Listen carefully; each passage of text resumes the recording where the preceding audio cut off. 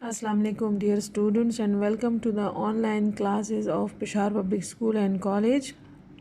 Today is the 6th lecture of class 7 and I hope you have enjoyed your Eid as well.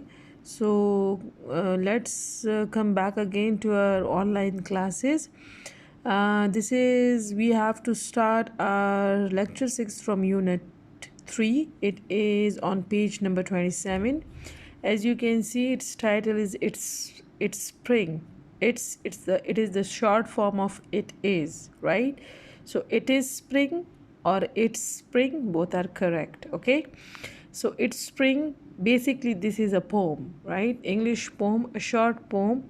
And before reading the poem, let me ask some pre-reading questions. Can the clouds be angry? क्या आपने कभी बादलों को गुस्से में देखा है? Yes, कब देखा है? जब वो गरज बरस रहे हो।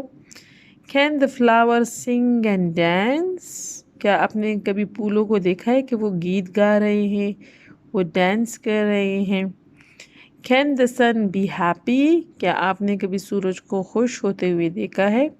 Can a person be happy, angry, lonely, etcetera? Yes, a person can be happy, he or she can be angry sometimes, and he or she can be lonely as well. ठीक है? अच्छा, अगर हम ये क्वालिटीज़ देखें, happy, dancing, angry, basically ये क्या qualities, ये क्वालिटीज़ कौन किस में मौजूद है? क्लाउड्स में, फ्लावर्स में, सन में या इंसानों में? ऑब्वियसली ये क्वालिटीज़ जो हैं ये बेसिकली ह्यूमन क्वालिटीज़ हैं, ठीक है, जिसको हम नॉन ह्यूमन में हम नहीं देखते। हम आपने कभी देखा है कि क्लाउड्स क्या गुस्सा होते हैं, या फ्लावर्स जो हैं वो कभी आपने उनकी आवाज़ सुनी है गाना गाते हुए या हिलते जुलते हुए, वो क्या एक जगह से दूसरी जगह हिल रहे हैं?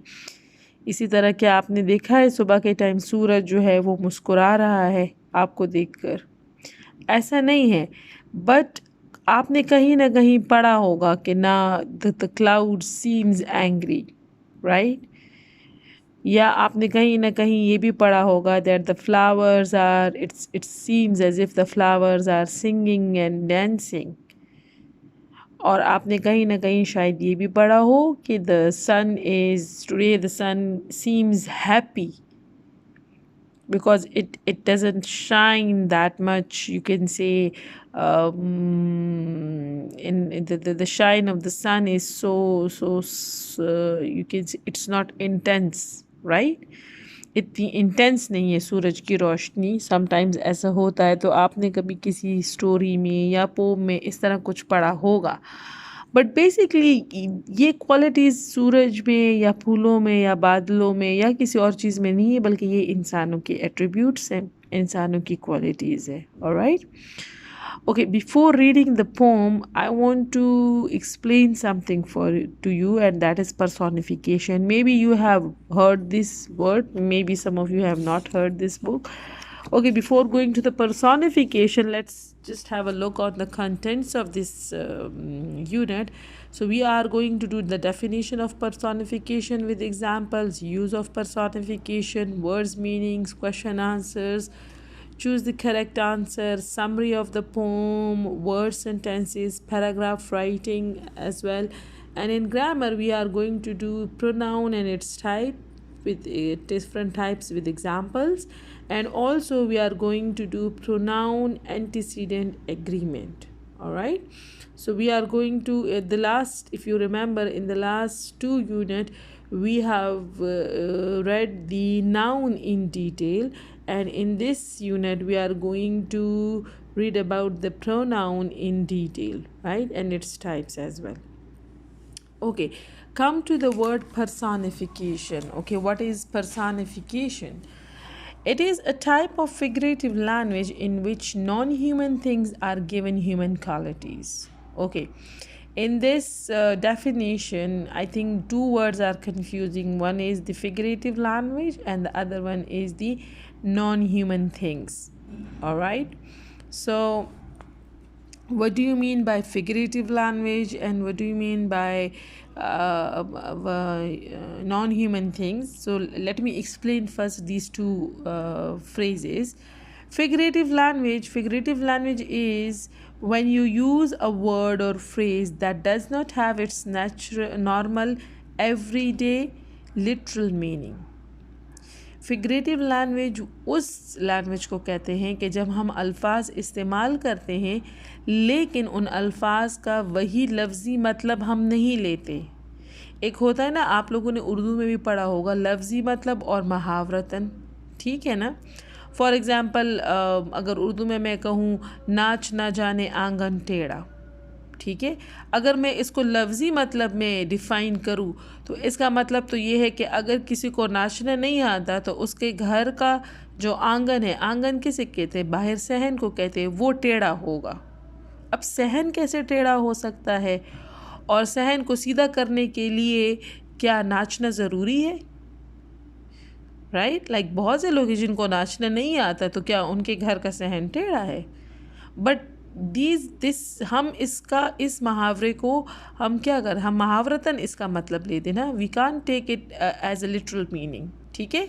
नाच ना जाने आंगन टेढ़ा का मतलब सिंपल हम ये लेते हैं कि अगर किसी को कोई काम नहीं आता तो वो अगर वो काम को अपने आप को उसका एक्सपर्ट भी कहे, लेकिन उसका वो क्या वो जगह या वो काम की जगह जहाँ पर वो काम करता है वो जगह उसकी हालत बुरी होती है. अगर किसी को घर का काम बिल्कुल नहीं आता किसी औरत को, तो उसका क्या होगा, घर की हालत बुरी होगी या नहीं, आंगन टेढ़ा होगा. तो आंगन टेढ़े का मतलब ये नहीं है कि उसका ज़मीन टेढ़ी होगी, उसका मतलब से यहाँ पर ये है कि वो जगह के तितर बितर होगी, इधर उधर उस चीज़ें बिखरी हुई होंगी, उसको कुछ काम काज नहीं आएगा, उसको पता नहीं होगा कौन सी चीज़ कहाँ पर रखनी है, प्रॉपर कैसे घर को रखना होता है. ऑलराइट. अच्छा, फिगरेटिव लैंग्वेज भी ऐसी लैंग्वेज है, words which are use not in their literal sense और लिटरल मीनिंग, ठीक है. लिटरल मीनिंग या डिक्शनरी मीनिंग में हम उसको यूज़ नहीं करते या उसका मतलब हम डिक्शनरी मीनिंग में नहीं लेते, ठीक है. Writer can use figurative language to make their work more interesting or more dramatic than literal language which simply states facts. देखिए, literal language में ये होता है कि वो सिंपली एक फैक्ट बता देते हैं, स्टेटमेंट्स होती हैं. ज़्यादातर राइटर्स ऑथर्स जो हैं वो इसको इसलिए इस्तेमाल करते हैं कि वो अपने राइटिंग्स को ज़्यादा से ज़्यादा दिलचस्प बनाए और उसको एक ड्रामाई इफ़ेक्ट उसमें लेकर आए, क्योंकि जितना ड्रामाई इफ़ेक्ट होगा उतने ही रीडर्स जो हैं वो उस चीज़ को पढ़ेंगे, वो इंटरेस्ट से पढ़ेंगे. मैं आपको एक चीज़ सिंपल में बता दूं कि भाई यहाँ से शेर गुज़र रहा है, तो like this won't make any sense, कोई ख़ास इफ़ेक्ट नहीं होगा. लेकिन अगर मैं आपको ये कहूँ कि यहाँ पर एक जानवर है जो बिल्कुल जो जब गुस्से में आता है तो वो गुर्राता है, या वो जो है उसका रंग जो है वो इस तरह का है, या उसके इतने बड़े बड़े नाखून हैं, बड़े बड़े, बहुत ही ड्रामाई अंदाज में एक चीज़ मैं आपको एक्सप्लेन करके बताती हूँ, तो वो आपके जहन में एक इमेज हो क्रिएट हो जाएगा. ऑलराइट. तो वो एक चीज़ को ज़्यादा इंटरेस्टिंग बनाने के लिए हम फिगरेटिव लैंग्वेज की हेल्प लेते हैं. And usually figurative language is mostly used usually in poems and also in novels, in writing novels etcetera, right. लेकिन ज़्यादातर ये पोम्स में इस्तेमाल होते हैं. Okay, so I hope you have understood what is figurative language. Now come to the non human things. What are the non human things? It's obvious. Non human things वो तमाम चीज़ें होती हैं लाइक कार, बस, ट्री, सन, star, flower, kite.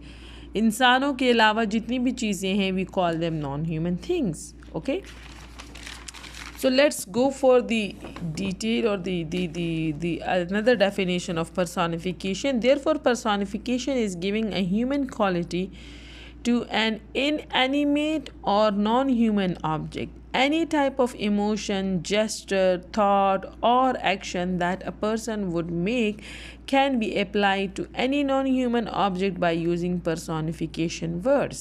ठीक है. किसी भी किस्म का कोई इमोशन है, लाइक एंगर हो गया, फियर हो गया, हैप्पी हो गया, सैड, लोनली, या जेस्चर हो गया, या कोई कोई भी एक्शन, जब हम वो उस एक्शन को हम अप्लाई कर सकते हैं किसी भी नॉन ह्यूमन थिंग पर, किसी भी नॉन ह्यूमन ऑब्जेक्ट पर, किस तरीके से? By using personification words. हम पर्सोनिफिकेशन वर्ड्स इस्तेमाल करके, for example, let's suppose you are with your friend in a restaurant, and your friend says that pizza is calling my name. Let's suppose एक waiter जो है उसके पास वो pizza ला रहा है, और आपकी फ्रेंड कह रही, ओ ये पिज़्ज़ा तो मेरा ही नाम ले रहा है, right? So it seems as if this pizza is calling the name, like, oh Salma, Salma, right? Calling my name. Let's suppose your friend's name is Salma, right? So what is pizza? Pizza is non-human, right? Calling name, calling name, ये क्या है? Calling my name, it's a human quality, right? Human quality. Pizza can't talk, but over here your friend is saying that that pizza is calling my name. It's a human quality, right? So what? Calling my name is a personification. Similarly, I can't believe my car died, right? Let's suppose the car is not working, and this man is saying it's what is? The car is non-living. If the car is non-living, then how a car can be died, right? But now he is saying that I can't believe my car is died. Actually, he is trying to say I can't believe my car stopped working, basically. All right, so car is a non-living thing, and died is a human attribute, human quality, right?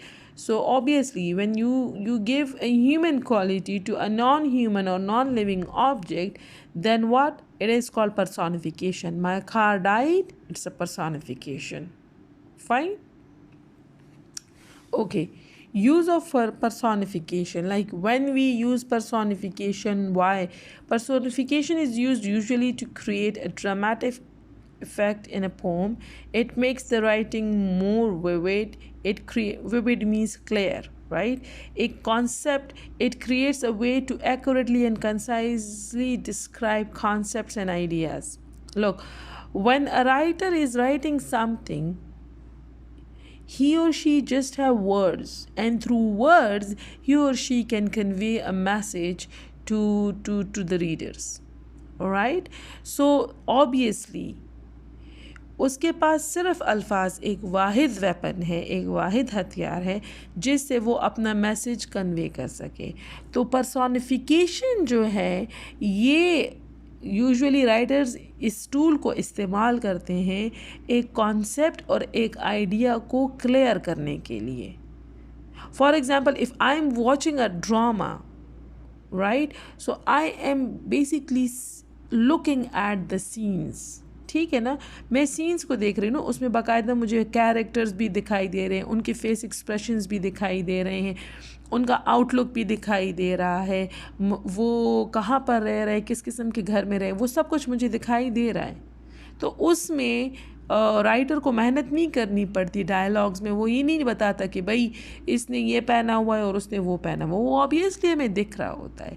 But when we are just reading something, लेकिन जब हमें वही drama या वही चीज़ जो है अगर हम लिख कर किसी को बताएंगे, कोई कहानी पढ़ के लिख कर सुनाएंगे या लिखेंगे, तो उसके लिए फिर हमें एक एक चीज़ को डिस्क्राइब करना पड़ता है ताकि जहन में वो इमेज बन सके और वो आइडिया क्लियर हो सके रीडर्स के माइंड में, और रीडर्स को ये क्लियर हो सके कि what the writer wants to say. तो वो क्लैरिटी एक चीज़ की, एक इमेज की, आप कह सकते हैं कि एक सीन की, उसको क्लियर करने के लिए the writer use different tools, और personification is one of the tool.